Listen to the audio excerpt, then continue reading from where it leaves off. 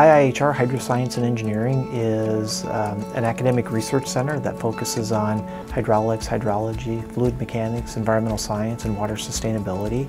The mission is to provide both fundamental academic research to improve the engineering and scientific community, but also to do applied engineering and really help the engineering community move its engineering design forward.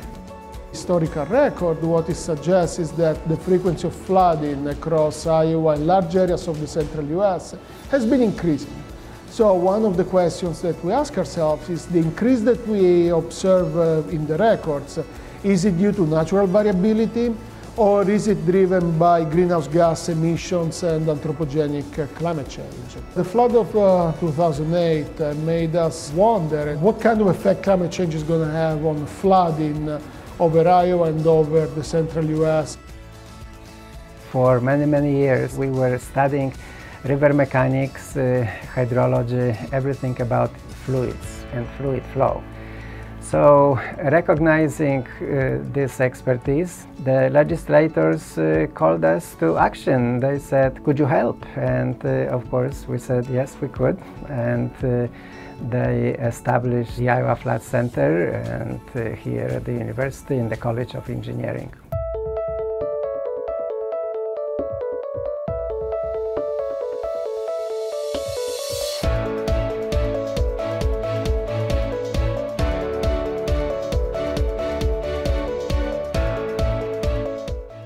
Understanding the river network and its statistical and other properties allows us to build efficient and effective hydrologic models.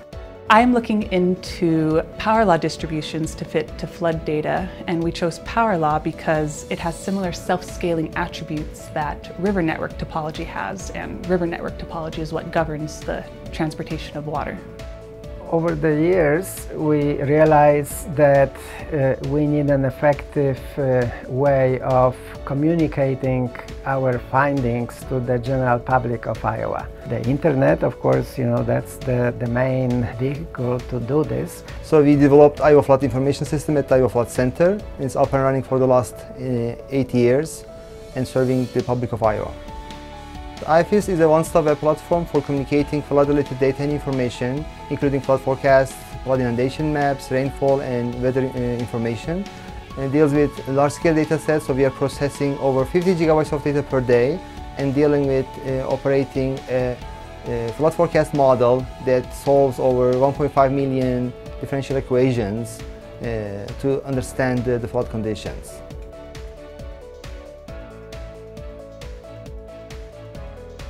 The Iowa Watershed Approach is something that that I think many of us have tremendous pride in here. Floods don't really behave across neighborhood boundaries or city boundaries or county boundaries. They behave in watersheds. So if we want to understand how floods work, if we want to get in place solutions for floods, we should be doing that at the watershed scale as well. And so the Iowa Watershed Approach includes fundamentally a new idea about what if we focus on implementations in the upstream areas that can result in reduced flooding downstream. In the Iowa Watershed Approach project, we work very closely with watershed management authorities as the local governance structure. We develop a hydrologic assessment. We work with planning consultants to create a 25-year plan for the watershed. The watersheds have hired watershed coordinators whose job it is each and every day to wake up and make the watershed a better place. We work with voluntary landowners and the watershed coordinators to find suitable locations for conservation practices. And now across 8 watersheds, we'll be building $40 million roughly in conservation practices. And then from those projects, we use our monitoring equipment and mathematical models to quantify the benefit for the benefit of these conservation practices on reduced flood damages.